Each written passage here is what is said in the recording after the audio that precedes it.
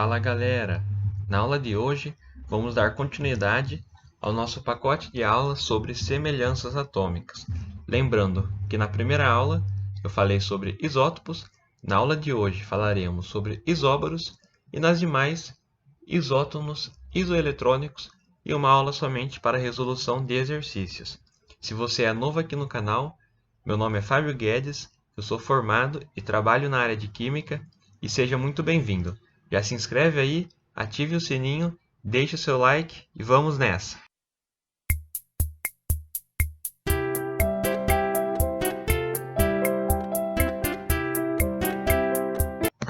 Vamos dar início então sobre a definição de isóbaros. Isóbaros são átomos que apresentam distintos números atômicos, porém o mesmo número de massa. Bom, pessoal, se eles apresentam números atômicos diferentes, significa que eles são elementos químicos diferentes e por isso eles possuem propriedades químicas diferentes. Vamos aos exemplos. O cálcio possui número atômico 20, número de massa 40. Se o número atômico do cálcio é 20, significa que ele possui 20 prótons. Por quê? Porque o número de prótons é igual ao número atômico.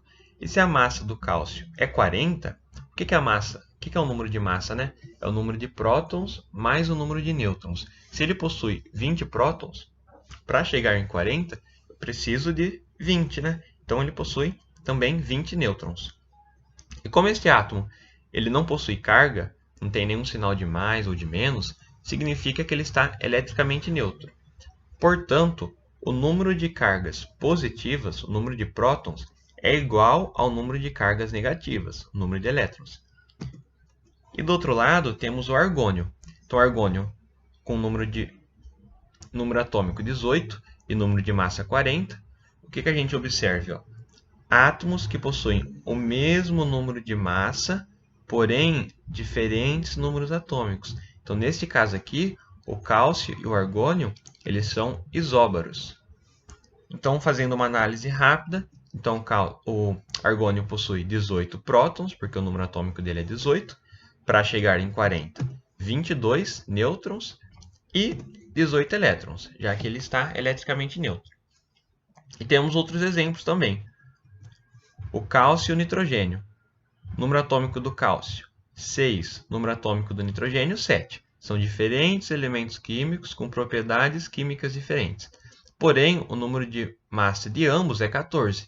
Então, eles são isóbaros, porque apresentam o mesmo número de massa e diferente número atômico. Assim acontece também, neste caso, para o ferro e o cobalto. Mesmo número de massa e diferente números atômicos. São elementos químicos diferentes. Sabendo isso, vamos para o exercício. Num exercício escolar, um professor pediu que cada aluno imaginasse um átomo que tivesse o número atômico igual ao seu número de chamada, e o número de nêutrons 2 unidades a mais que o número de prótons. O aluno número 15 se esqueceu de somar 2 para obter o número de nêutrons, e, consequentemente, 2 alunos imaginaram átomos isóbaros. Determine os números de chamada dos alunos com quem esse fato ocorreu. Bom, então vamos interpretar o exercício primeiro. Se ele está pedindo o número de chamada e o número atômico é igual ao número de chamada, a gente precisa então determinar os números atômicos dos 2 alunos, né? A qual imaginaram isóbaros. Então, o primeiro cenário que a gente vai imaginar é o cenário correto, que o aluno número 15 ele deveria ter feito. Então, como ele é o número 15 e o número da chamada é igual ao número atômico, então o número atômico dele é 15. Se o número atômico é 15, significa que ele possui 15 prótons e o número de nêutrons 2 unidades a mais que o número de prótons. Então, 15 mais 2, 17 nêutrons. 15 mais 17, número de massa 32. Lembrando que o número de massa é o número de prótons mais o número de nêutrons. Isso é o que o aluno 15 deveria ter feito. Porém, o que aconteceu? Ele não somou 2 unidades no número de nêutron, né? Então, o número de prótons acabou ficando igual ao número de nêutrons. E o número de massa final ficou igual a 30. Ao ele fazer isso, teve um outro aluno que também obteve um átomo com o mesmo número de de massa, né? Porque ele falou assim, ó, 2 alunos imaginaram átomos isóbaros. O que são isóbaros?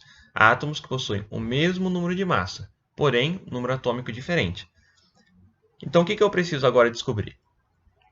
Esses dois alunos, o número de chamada desses dois alunos. O primeiro aluno possui o número de chamada 15. Esse já sei. Agora eu tenho que descobrir o número da chamada do outro aluno. Para mim descobrir o número da chamada desse aluno, eu preciso descobrir o número atômico, né? Porque o número atômico é igual ao número de chamada. E o número atômico é igual ao número de prótons. E o que eu tenho desse aluno? Eu só tenho a massa dele, né? Então, vamos lá. Então, o número de massa é igual ao número de prótons mais o número de nêutrons. A massa do aluno, né, do átomo que o aluno pensou, 30. Beleza, 30. O número de prótons eu quero descobrir, já que o número de prótons é igual ao número atômico, e que é igual também ao número da chamada do aluno. E o número de nêutrons, o que o aluno teve que pensar? Ó, nêutrons, 2 unidades a mais que o número de prótons. Portanto, né, o número de nêutrons é o número de prótons mais 2. Agora é só continha, né? Porque prótons mais prótons, 2 vezes P. Então, 30 é igual a 2P mais 2. Passo o 2 para lá. 30 menos 2 é igual a 2P. 2P é igual a 28. P igual a 28 sobre 2. Portanto, o número de prótons é igual a 14.